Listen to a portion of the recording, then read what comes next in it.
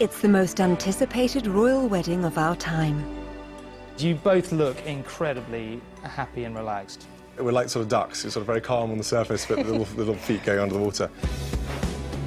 On Friday, a future king will welcome a future queen to his family. And tonight, we look back at the love story that captivated the world. The biggest royal marriage since William's parents tied the knot. Called the ultimate reality show, the royal wedding is expected to command the biggest audience in TV history. And we hear from the people who shared their journey. She has this great sense of humour, and I think that Will and Kate both share that. He's very easy to get on with, despite all the pressures that he's on, particularly at the moment with planning for the wedding. I remember quite early on people commenting and imagine if they ended up getting married and we've all been here when they met. You're married. This is romantic. There's two people who love each other and want to spend the rest of their lives together, and I think everyone will be happy for them.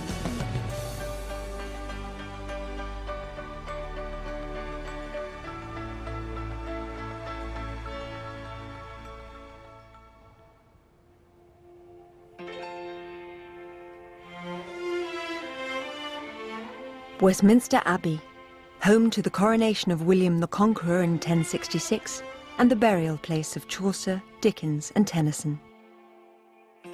In just a few days it will be under the world's spotlight again as Prince William of Wales marries Catherine Middleton. Theirs is a simple love story, a modern-day romance with a fairy tale ending. As the House of Windsor prepares to welcome a future queen, we look back at where their story began.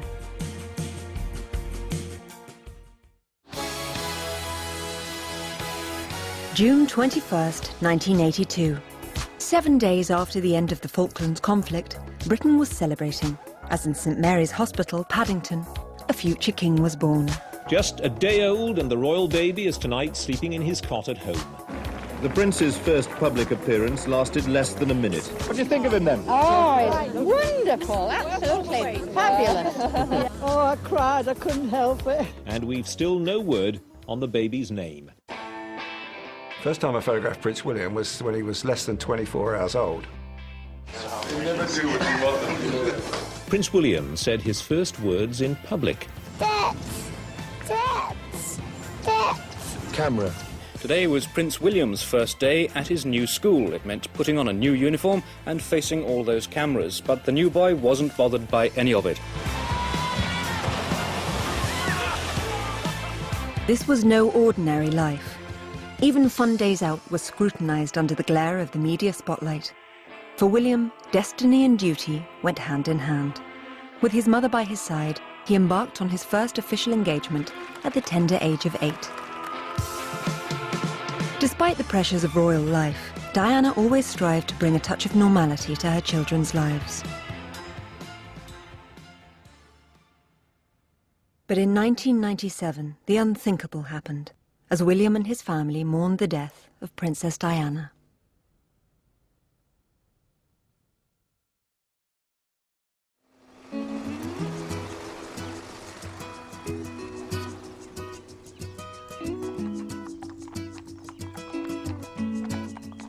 I know Kate and her family because they've been coming in here over the last 10 years or so for a drink with their friends, for a meal. I've been here about 15 years, so I've got to know them quite well. 50 miles from London lies the sleepy rural village of Bucklebury, home to the Middletons, William's future in-laws. The Middletons were like any other family. Everybody knows everybody else. In 1982, they had their first child, Kate, an ordinary girl destined for greater things. You'll fall in love with me. You'll marry me. London.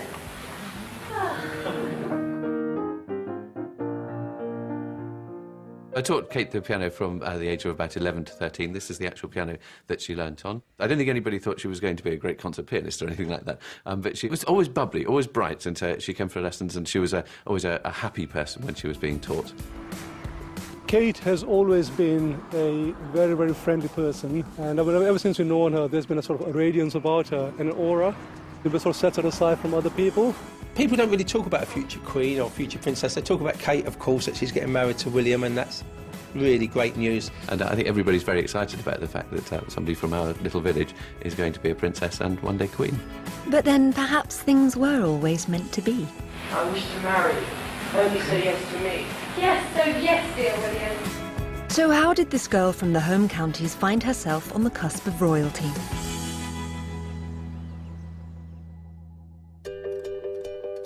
Well, it almost started thousands of miles away in South America. In 2000, William decided to take a gap year and work in Chile with charity organisation Rally International. I set out to Chile in September 2000 and set out and underwent all the staff preparations. We got ready for the Venturers to arrive, and then it was announced that Prince William was joining the expedition. When I first heard that William was coming on expedition to Chile, there was certainly, I felt quite a lot of fear, to be honest with you. You know, did he actually really appreciate what he was about to let himself in for? Yeah. But when I met William, all my fears were completely laid to rest. He was up for it and ready for the challenge. Take it easy on my trousers. Ollie? Ollie? Have you left your trousers there, or are these mine? All right. William wanted to experience real expedition life, so the press were kept under tight control. It was felt that it probably wasn't suitable for someone with a journalistic background to be on the same expedition as Prince William, so I actually came back to the UK.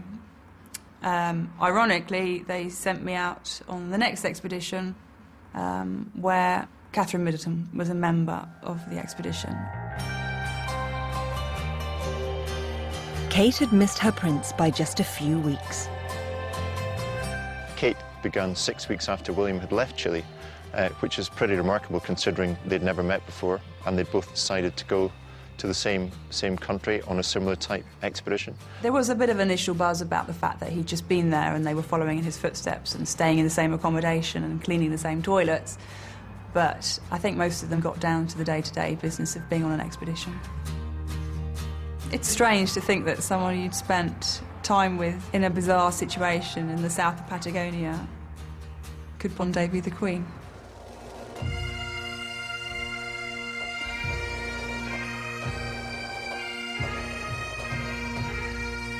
Later that year, William and Kate did meet on the coastline of Scotland at the University of St Andrews. We were friends for over a year first, and it just sort of blossomed from then on. We just spent more time with each other and had a good giggle, had lots of fun, and realised we shared the same interests and just, you know, had a really good time. She's got a really naughty sense of humour, which kind of helps me because I've got a very dirty sense of humour. So it was good fun. We had a really good laugh, and then things happened. In a break from tradition, William chose this ancient Scottish university, surprising everyone, not least of all the new Vice-Chancellor. I signed a contract, yes, I'll start in January. The people who had been speaking to us said, Brian, there's something else you ought to know. I said, yeah. William's coming. I said, William? Prince William. I said, ah. The prince's arrival didn't go unnoticed, but the media had agreed to an unprecedented amount of privacy to allow him to further his education. We've had pictures of William with girls and Harry with girls put on our desk, and the editor said, take them away, I'm not doing it. We gave our word, we will not intrude into them while they're being educated, and he's going to keep it. We were determined that we were going to give William a normal student life and to give him a preparation for a life that is unimaginable for the rest of us. But having a prince arrive on campus isn't something that happens every day.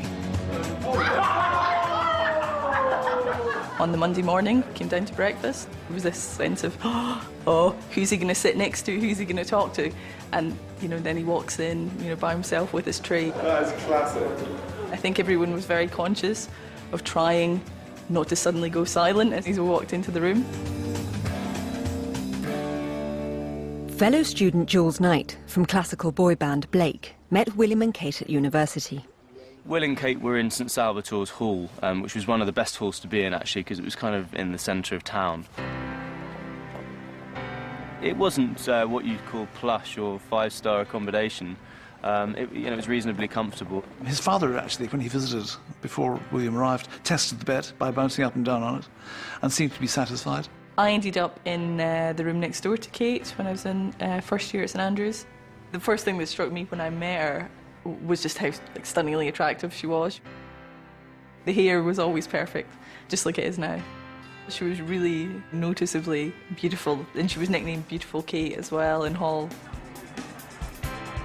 Whilst both studying art history, it didn't take William long to notice Beautiful Kate. When I first met Kate, I knew there was something very special about him, and that I knew that there was possibly something that I wanted to explore there. But we ended up being friends for a while, and that just sort of was a good sort of foundation. They were within a group of friends of about sort of 7 or 8 people. Kate wasn't famous then. It sort of Will was famous, and Kate was one of us. I actually went bright red when I met you and sort of scuttled off, feeling very shy about meeting you. But it did take a bit of time for us to get to know each other.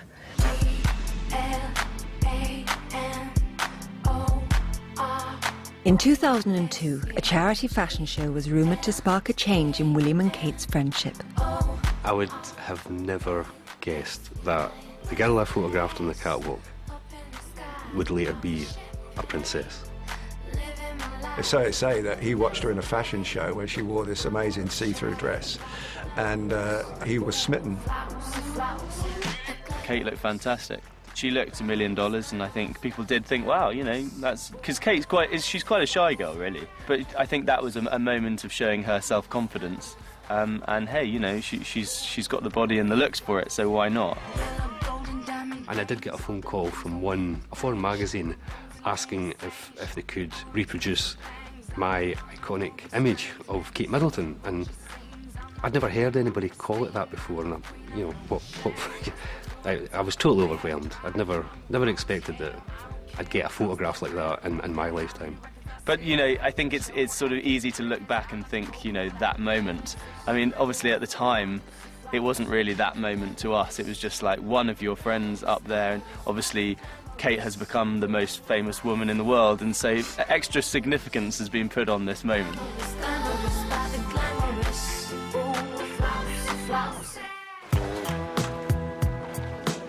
When he was here, he was always in the area, and you could be walking in the supermarket with your trolley and he'd be walking down the next aisle with his trolley. So in a way, the locals all got used to seeing him in the area. It's only now we realise, you know, that was our future king that was actually walking down here and in for fish and chips as well. He did get a bit more freedom than perhaps he would have got at another university, because the media did leave him alone. They did back off, and so he did have a certain amount of freedom to walk around. He was left to get on, you know, with his lectures and his daily life and his social life in relative freedom.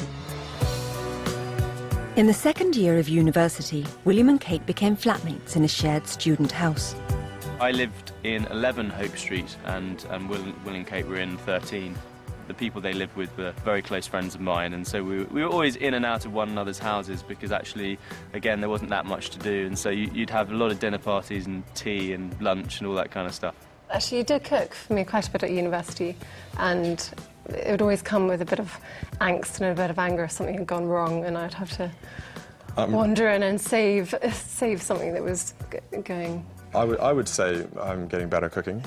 Kate would say I'm getting a lot worse. I didn't give you enough chance to practice, though, maybe. No, that is true. I get quite lazy about cooking because, you know, when I come back from work and stuff, it's the last thing I want to do, really, is spend loads of time cooking. But when I was trying to impress Kate, I was trying to cook these amazing, fancy dinners. It sort of blossomed from there, really. We just saw more of each other, you know, hung out a bit more and did stuff. So, yeah.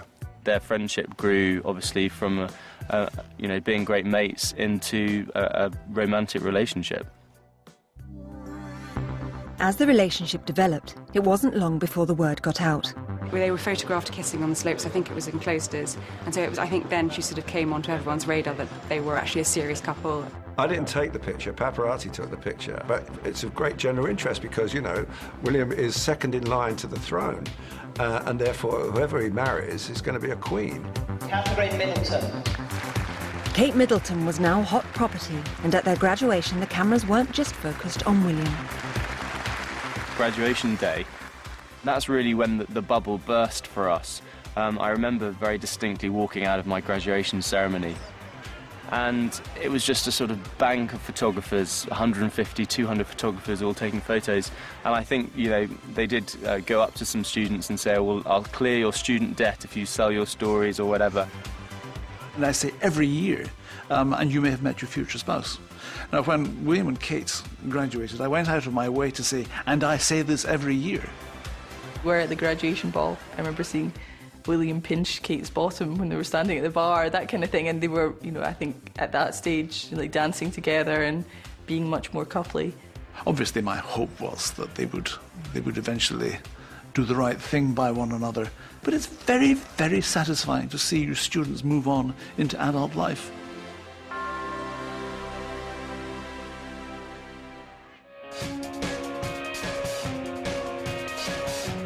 Away from the sanctity of St Andrews, they embarked on their separate working lives. For William, this meant training in the armed forces. Alongside his military duties, he also followed in his mother's footsteps by actively involving himself in his many charities. A royal reporter for the day. This is Alice Marples, who's 10. She's a patient at the Royal Marsden Hospital, where she's being treated for cancer. Tonight I'm going to be interviewing Prince Harry. Brilliant. Brilliant, Alice. That is a keeper. That is a keeper. Like his mother, he threw himself into his work with his heart and soul. And I just asked him to go and sleep on a pavement in the centre of London. So I was indeed surprised, even though I shouldn't have been, that he said yes. Straight away. Straight away. That's it. He didn't say, let me think about it. He didn't say, I'll come back to you. He didn't say any of that stuff. He didn't say, call me tomorrow. He said, yes, straight away, I'll do it.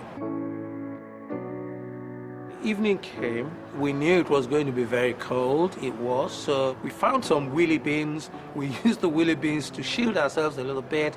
We put our cardboards down and we slept the night.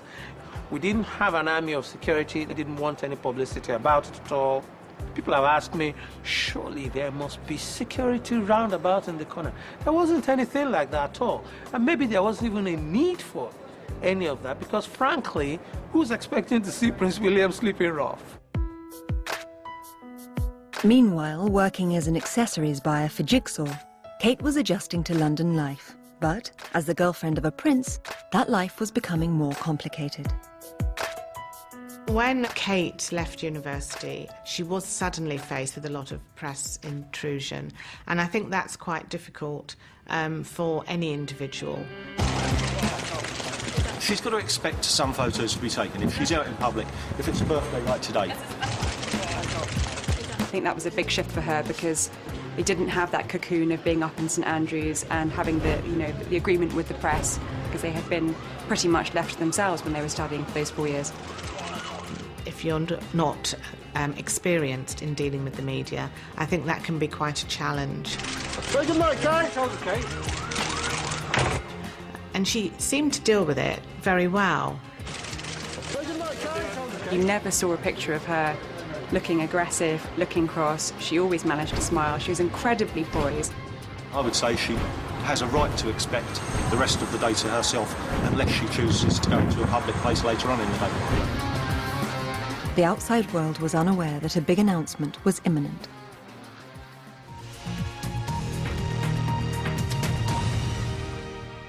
Prince William and his long-term girlfriend Kate Middleton have split up.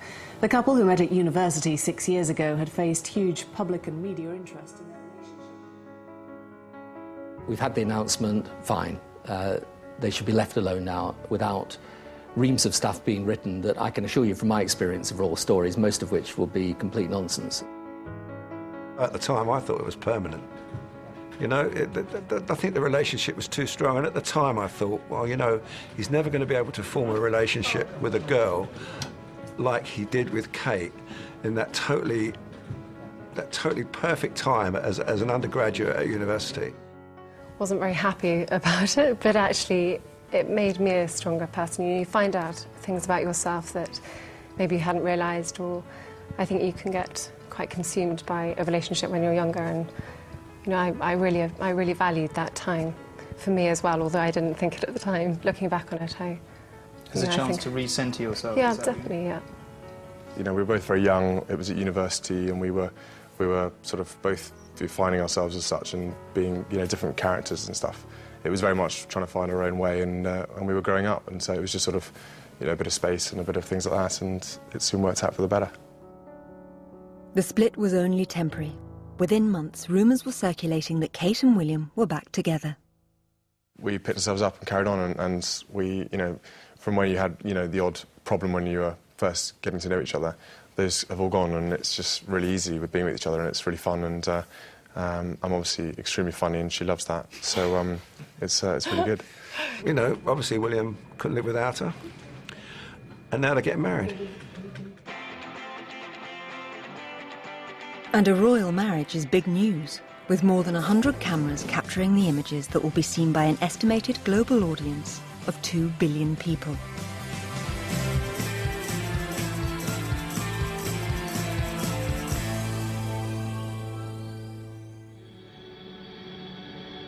So when the couple announced their engagement last November, it was done in front of the world's media. It was about 3 weeks ago on holiday in Kenya.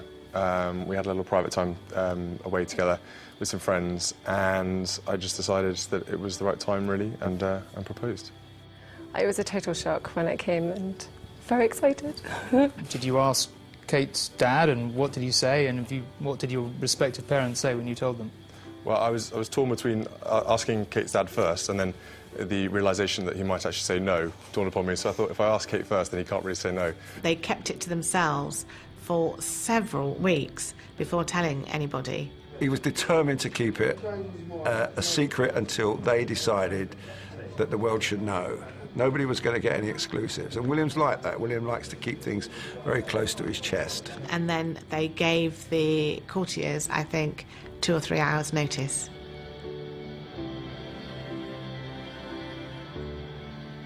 We had a little talk before, and he even phoned the Queen that morning to tell her he was going to announce his engagement that day. They were just so comfortable with each other, you know. She looked $1 million, she had a fabulous dress, and her hair looked wonderful. Of course, she was wearing this great ring, which she was showing everybody at every opportunity. I'd been carrying it around with me in my rucksack for about 3 weeks before that, and I literally would not let it go. Everywhere I went, I was keeping hold of it, because I knew this thing, if it disappeared, I'd be in a lot of trouble. It's my mother's engagement ring. Obviously, she's not going to be around to share any of the fun and excitement of it all. This was my way of keeping her sort of close to it all.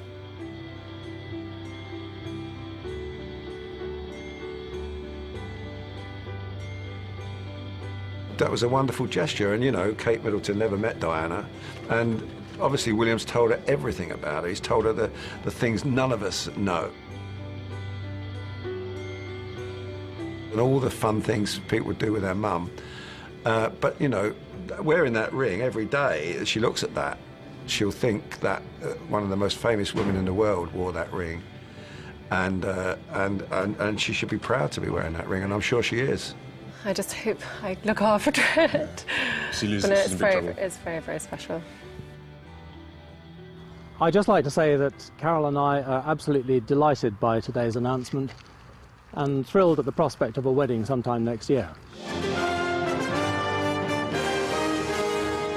Good evening. There is nothing quite like a royal wedding to perk up spirits in the British Isles. Του πρίγκιπα William με την αγαπημένη του Kate Middleton. The biggest royal marriage since William's parents' time. They're young, they're in love, and they look fine. The appetite in America is insatiable for this story. And Matt's been giggling non-stop since the announcement. A major break in tradition. The king in waiting finally popped the question. Fairy tale come true, isn't it? The commoner meets the prince. Thousands of people have been flooding the blogosphere with real-time reaction to news of an upcoming royal wedding.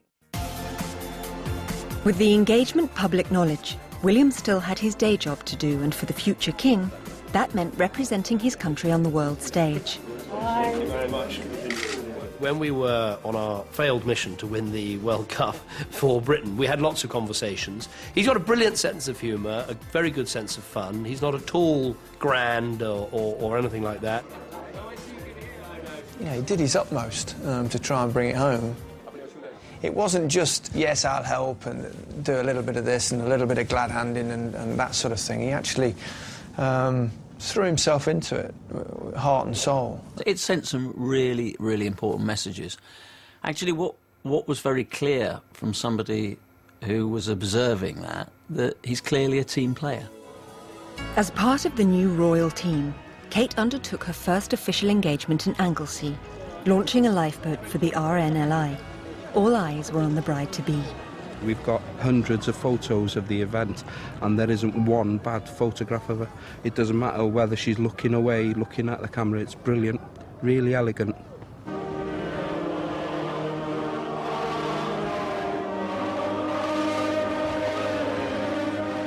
They sung the Welsh national anthem, didn't they? Yeah, she did, yeah, bless her. Yeah. Done very well in that. She probably did a better job than we did, yeah. Yes. You do that, Carter. I did the talking bit, she's going to do the fun bit. It now gives us great pleasure to name this new lifeboat Hereford Endeavour. May God bless her and all that sail in her.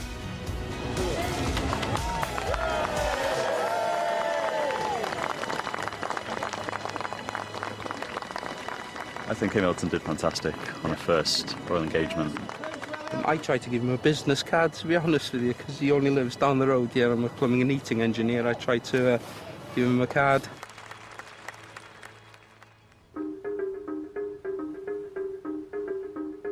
With the soon-to-be-married couple setting up home in Anglesey, William will continue to juggle his royal life with flying helicopters and saving lives.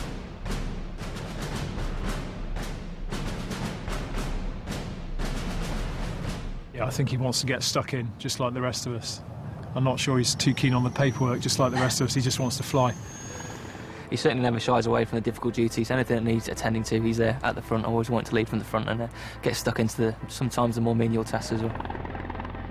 I think what William and others of the younger generation are trying to do is be true to themselves. So they're not just, in quotes, manufactured royals who just perform. They're actually trying to do their duty, but also be true to themselves and bring something of themselves into that role. I think William and Catherine are trying to do that. What am I doing? Have I got anywhere near the end? Months of planning are about to come to fruition as the country gets ready to celebrate the royal couple's big day. I expect it to be a pretty joyous day, a lot of celebration, and people taking the opportunity to have some fun. I think I said to him that the thing I learnt was just never argue with your mother-in-law. But no, I'm sure he doesn't need any advice from me. They've invited 1,900 people to this wedding. We, people from Centre Point, got a number of those invites. That's because we matter to him. We are all going to the wedding. My wife rang me at 11:15 last night to talk about our hats. We should celebrate with them. Didn't get an invite. I'm going to have to take a handkerchief with me. I must remember that because it's going to be quite an emotional day. I'm just looking forward to her and her dad walking down the aisle. That'd be great. That'd be great just to watch Mike take his daughter down the aisle. It'd be something special. Kate and William's romance has captivated the hearts and minds of the world. And as the future king prepares to marry his future queen, the next chapter in their love story is only days away.